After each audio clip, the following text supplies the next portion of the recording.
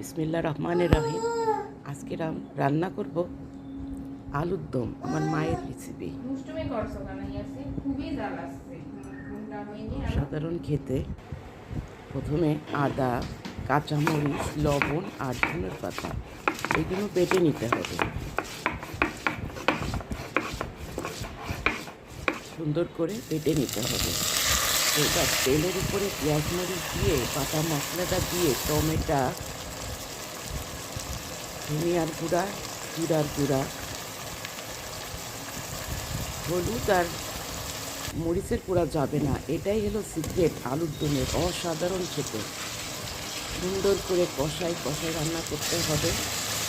এই বাটা মশলাটা দিলে আরও স্বাদ লাগে। হয়ে গেল আলুর দম, অসাধারণ আমার মায়ের হাতের। খেতে কিন্তু খুবই সুন্দর হয়।